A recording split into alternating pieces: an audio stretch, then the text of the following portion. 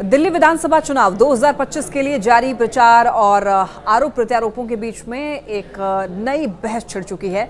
और बहस इस बात की है कि किसके पास ज्यादा दागी उम्मीदवार है, यानी कि कौन सी पार्टी के पास ज्यादा दागी उम्मीदवार है। और इस रेस में भी आम आदमी पार्टी यानी कि आप सबसे आगे निकलती हुई दिख रही है।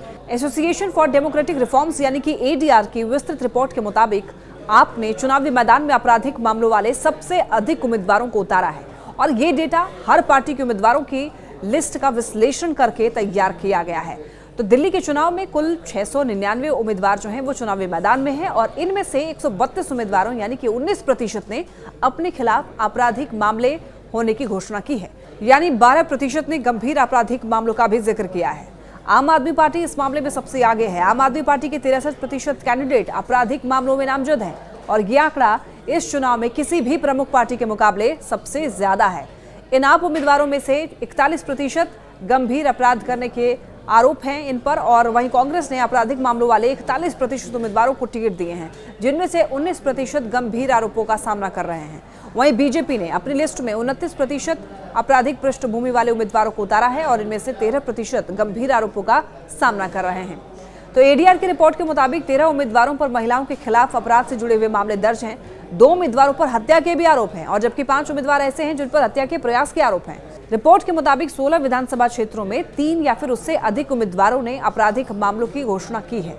इस चुनाव में सबसे हॉट सीट है नई दिल्ली और यहाँ से आपके मुखिया यानी कि अरविंद केजरीवाल चुनाव लड़ रहे हैं और बीजेपी की तरफ से केजरीवाल को टक्कर दे रहे हैं पूर्व मुख्यमंत्री के बेटे प्रवेश सिंह वर्मा, और कांग्रेस से टक्कर दे रहे हैं पूर्व मुख्यमंत्री शीला दीक्षित के बेटे संदीप दीक्षित। और तीनों तरफ से हैवी वेट नेता मैदान में हैं और इसी विधानसभा क्षेत्र में आपराधिक पृष्ठभूमि वाले उम्मीदवार भी सबसे ज्यादा हैं। एडीआर के मुताबिक नई दिल्ली में 6, मनीष सिसोदिया की सीट, जंगपुरा से 5-5, मटियाला, द्वारका, जनकपुरी और ओखला में 4-4, और सदर बाजार, करावल नगर, कालकाजी, दिल्ली कैंट, बिजवासन, बाबरपुर, सुल्तानपुर, माजरा, रोहतास नगर, संगम विहार, बदरपुर में 3-3 आपराधिक उम्मीदवार हैं। वहीं अगर पैसों के मामले में देखा जाए तो पैसों के मामले में बीजेपी के उम्मीदवार सबसे महंगे दिखाई देते हैं। बीजेपी के 12% ऐसे उम्मीदवार हैं जिनकी संपत्ति 50 करोड़ या फिर उससे अधिक है, जबकि कांग्रेस ने 10% और आप ने 9% टिकट करोड़पति उम्मीदवारों को दिए हैं।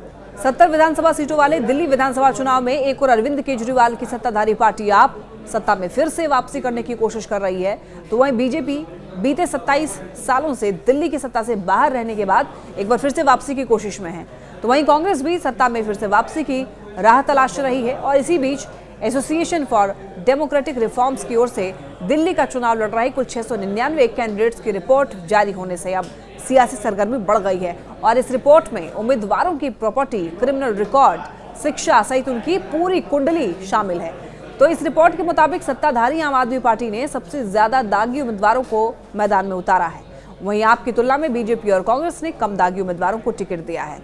दिल्ली के इस चुनावी समर में 46% उम्मीदवार ऐसे भी हैं जो कि 5वीं क्लास से 12वीं क्लास तक की उन्होंने पढ़ाई की है, जबकि 29 उम्मीदवार ऐसे भी हैं जो कि बिल्कुल निरक्षर हैं, अंगूठा छाप है।